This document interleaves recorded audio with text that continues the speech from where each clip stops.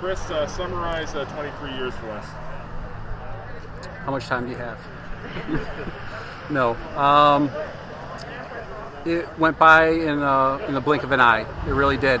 It seems like only yesterday I was starting the academy and going through field training and being out on your own, and now to investigations for the last 4 years, and now on maybe the next chapter of my life.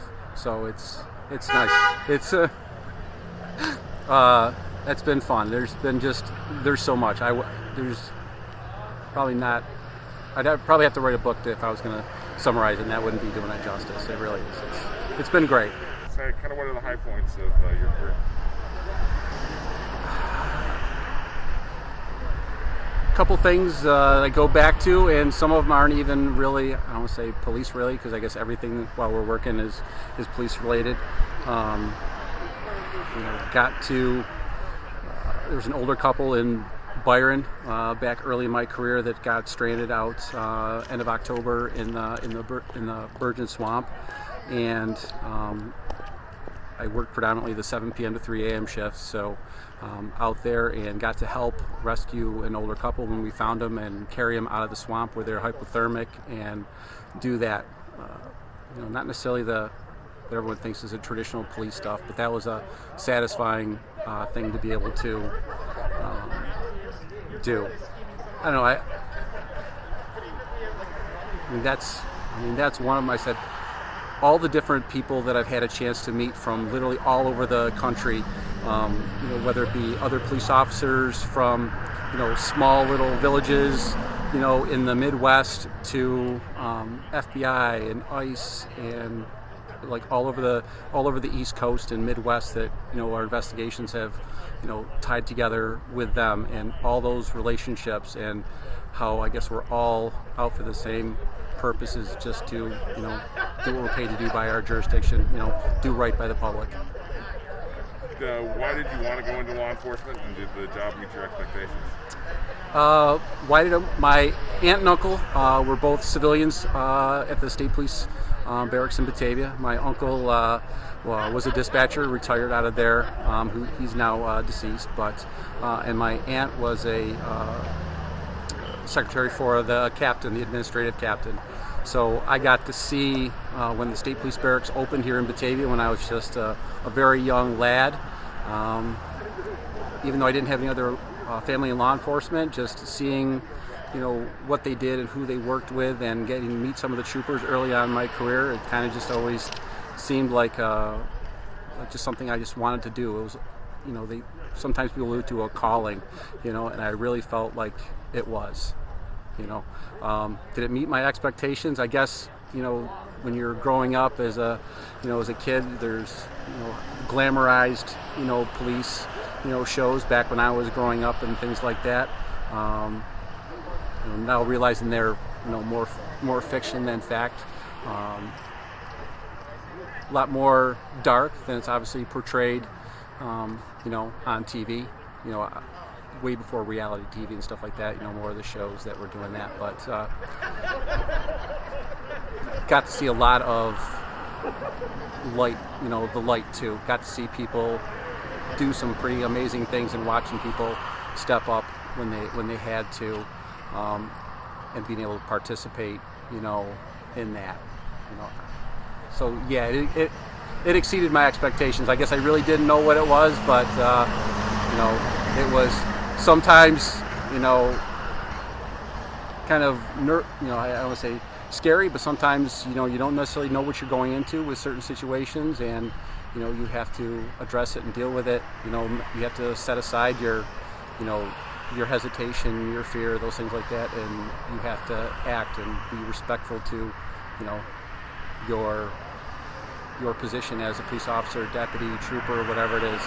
Be true to your oath, be true to that, and do your best. So I'm grateful I got a chance to do it. And now how old are you? I'm 51. 51. Okay. So you started 20. I started when I was 20. Yeah, I was 28, almost 29 when I started. Yeah.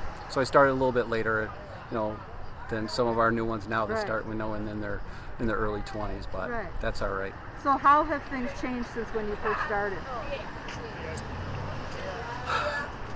Technology has really changed. Everything was done on paper. Paper incident reports, paper tickets. Everything was done, that way. And then the transition back in probably around 2004, 2005-ish range is when we started going computers in the car and started doing electronic ticketing and things along those lines. So that's probably one of the biggest changes that has probably changed the job. Technology is great when it works right. There's always hiccups. It works right for the most part, but So what are your plans after this? enjoy life from, I don't say the other side, but from a different perspective. Thought I always had a pretty good way to separate work and home. You don't necessarily want to bring work home. You don't want to leave your family and significant others out of what's going on at the job. But obviously, you can't tell them everything that's going on either. But I said I was pretty lucky to be able to deal with that. It was told me to wear the job like a coat. When you're done with your day, hang that coat up and leave it there, and when you're come back in, put it back on and do your job. What would you like to say to the people of Genesee County? Hopefully, I've made just a little bit of difference.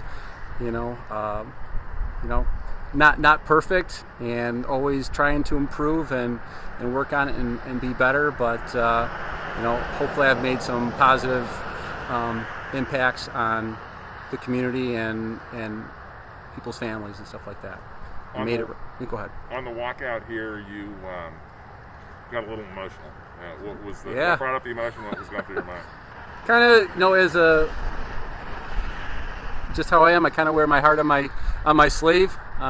So I don't know. It's like I said, it's a little different. I'm retiring on of my own volition here, but this is something that's been a big part of most of my adult life.